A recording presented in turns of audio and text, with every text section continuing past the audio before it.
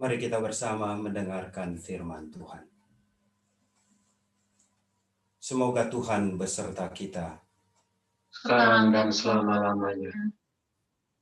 Inilah Injil Yesus Kristus menurut Matius. Dimuliakanlah Tuhan. Kelahiran Yesus Kristus adalah seperti berikut. Pada waktu Maria ibunya bertunangan dengan Yusuf, ternyata ia mengandung dari Roh Kudus sebelum mereka hidup sebagai suami istri. Karena Yusuf suaminya seorang yang tulus hati dan tidak mau mencemarkan nama istrinya di muka umum, ia bermaksud menceraikannya dengan diam-diam.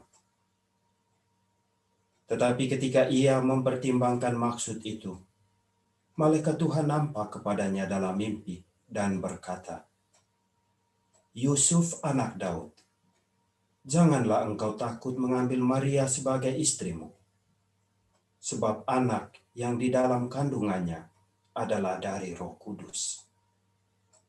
Ia akan melahirkan anak laki-laki, dan engkau akan menamakan dia Yesus, karena dialah yang akan menyelamatkan umatnya dari dosa mereka." Hal itu terjadi supaya genaplah yang difirmankan Tuhan oleh Nabi. Sesungguhnya anak darah itu akan mengandung dan melahirkan seorang anak laki-laki, dan mereka akan menamakan dia Immanuel, yang berarti Allah menyertai kita. Sesudah bangun dari tidurnya, Yusuf berbuat seperti yang diperintahkan malaikat Tuhan itu kepadanya.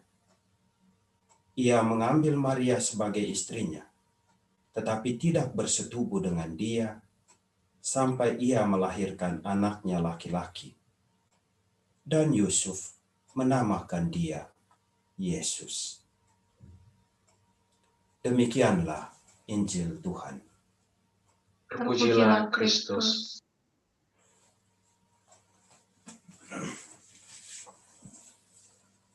Ibu bapak, saudara-saudari, warga KKIA yang dicintai Tuhan. Selamat Natal.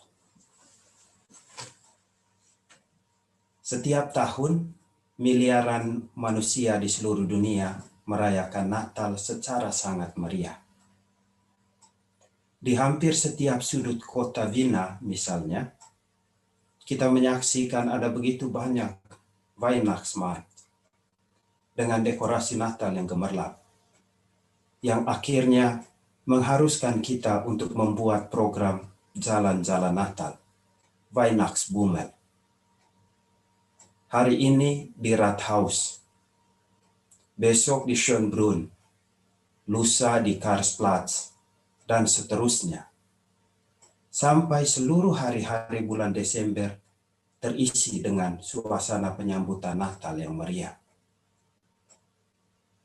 Dalam konteks KKIA, setiap tahun kita juga tidak kalah sibuknya dalam merayakan Natal. Mulai awal bulan Oktober, hampir setiap hari Minggu, kita berkumpul bersama untuk mengadakan latihan dan persiapan Natal kita. Tidak hanya berlatih untuk bisa menyanyi atau menari bersama. Kita juga biasanya berkumpul untuk makan bersama. Saat latihan, ibu-ibu datang dengan menu khasnya masing-masing, mengumpulkannya di atas sebuah meja, dan menghidangkan semuanya bagi peserta latihan. Kita sungguh mengalami adanya suasana penuh kegembiraan, suasana kebersamaan dan persaudaraan dalam menyambut Natal. Tidak jarang juga kita bersilang pendapat dan tidak saling memahami, sampai-sampai ada orang yang terluka perasaan hatinya, ngambek, dan tidak lagi mau aktif dalam kegiatan bersama KKIA. Semuanya kita alami sebagai bagian yang tak terpisahkan dari cara kita menyambut Natal.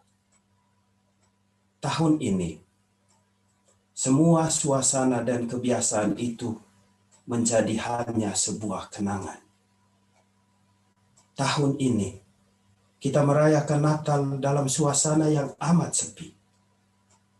Tidak ada lagi jalan-jalan Natal. Tidak ada lagi Weihnachtsbäume. Tidak ada lagi kumpul-kumpul bersama. Tidak ada lagi makan bersama. Tidak ada lagi diskusi bersama. Tidak ada lagi menyanyi dan menari bersama. Masing-masing kita lebih banyak tinggal di rumah dan terus menjaga jarak antara satu dengan yang lain ketika harus berjumpa secara fisik. Kita mengalami suatu kehilangan yang amat besar.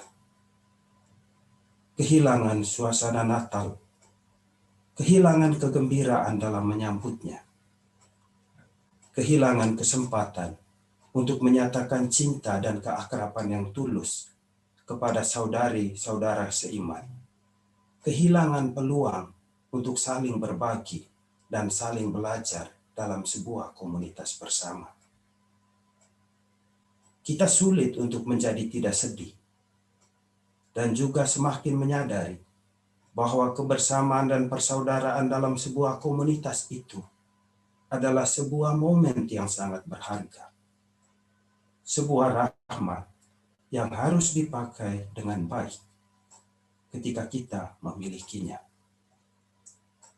Puji Tuhan, kebersamaan dan persaudaraan itu masih bisa kita rawat dengan bantuan alat komunikasi canggih saat ini.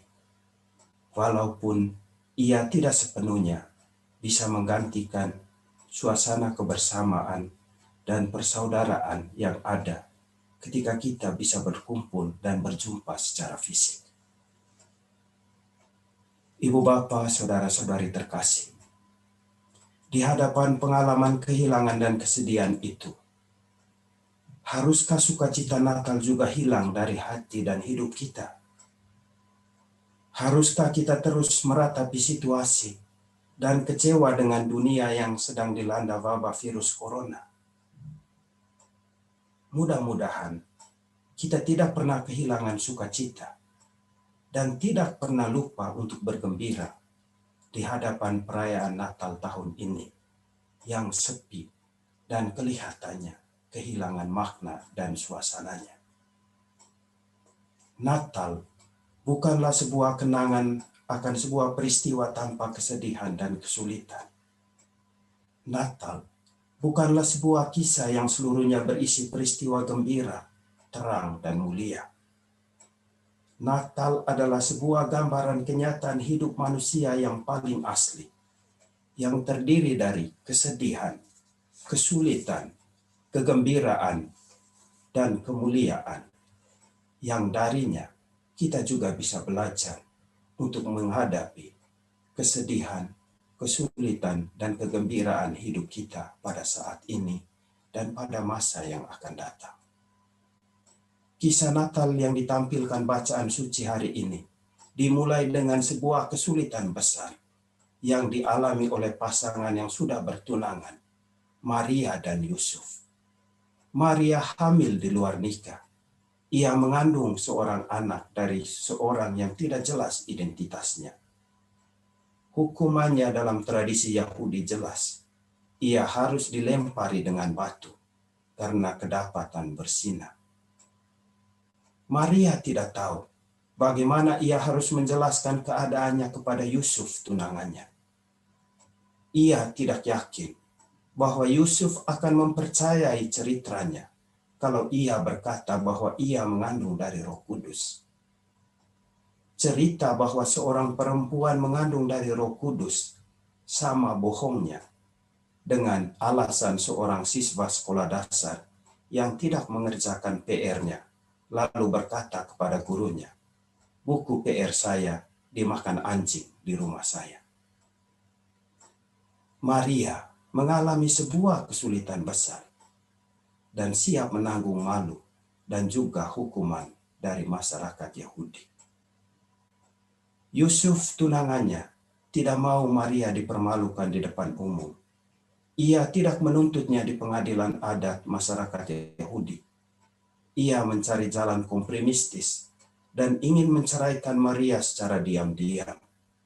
Ia mau meninggalkan Maria dan ingin pergi ke tempat lain yang ia sendiri rahasiakan bagi semua orang.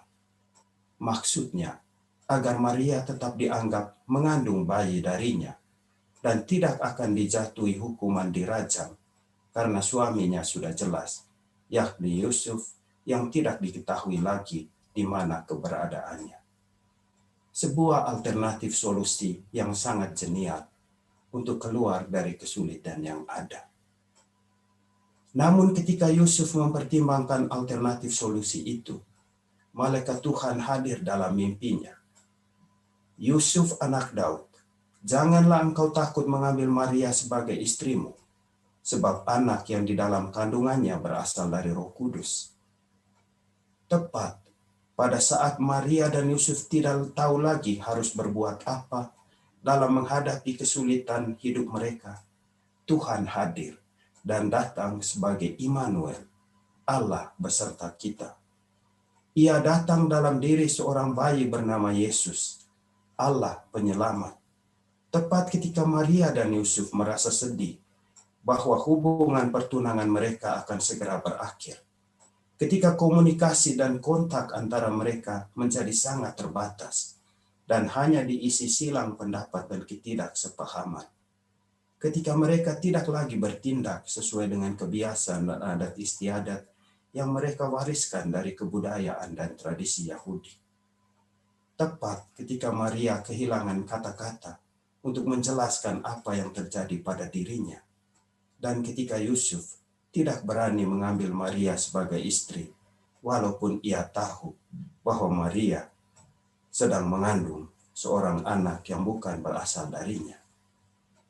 Tuhan datang sebagai Immanuel tepat pada saat ketika Maria dan Yusuf diharuskan untuk hidup sendiri-sendiri, untuk tidak saling berkontak secara fisik dan menjaga jarak satu sama lain.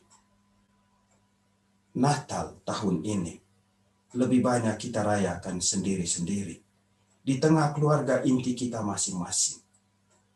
Kita dilarang untuk berkontak secara fisik satu dengan yang lain. Kita diminta untuk menjaga jarak satu dari yang lain. Dan tepat pada saat itu juga, Tuhan datang sebagai Immanuel dalam kehidupan kita. Tuhan mungkin tidak lagi hadir dalam mimpi-mimpi kita seperti yang dialami Yusuf. Ia mungkin tidak lagi datang dalam penampakan malaikat seperti yang dialami Maria. Tetapi ia datang dalam diri orang-orang yang ada di sekitar kita, yang sedang menutup wajah dan hidungnya dengan masker. Dalam diri para pemimpin bangsa-bangsa yang sedang mencari solusi untuk mengatasi wabah virus corona. Dalam diri para tenaga medis dan petugas kesehatan yang selalu siap sedia menolong para pasien penderita corona. Ia datang dengan kata-kata dan sabda yang dahulu pernah dia ucapkan kepada Yusuf. Yusuf anak Daud, jangan takut untuk hidup bersama Maria. Ia datang pada saat ini dengan sabda yang sama. Warga KKIA yang terkasih, jangan takut dan jangan bersedih hanya karena tidak bisa membangun kebersamaan dan persaudaraan di tengah pandemi corona. Jangan takut dan jangan bersedih karena kita hanya berkontak melalui alat komunikasi. Karena alat komunikasi juga adalah rahmat dan pemberian Allah. Ya, di situasi sulit seperti saat ini, di tengah pandemi corona ini, kita harus tetap bisa membangun persaudaraan dan kebersamaan satu sama lain. Kita tidak boleh meninggalkan satu sama lain. Tidak boleh berjalan sendiri-sendiri tanpa kontak satu sama lain. Tetapi kita harus terus bersama-sama, terus saling belajar dan saling menolong, seperti yang dilakukan Yusuf kepada Maria. Kita harus tetap bersama-sama. Karena di mana 2 atau 3 orang berkumpul atas nama Tuhan, walaupun itu hanya secara virtual, di situ Tuhan juga hadir di tengah-tengah mereka. Tetap sehat dalam situasi sulit saat ini, dan tetap bergembira di tengah situasi Natal yang sepi dan penuh kesedihan saat ini. Immanuel, Allah beserta kita. Selamat Pesta Natal.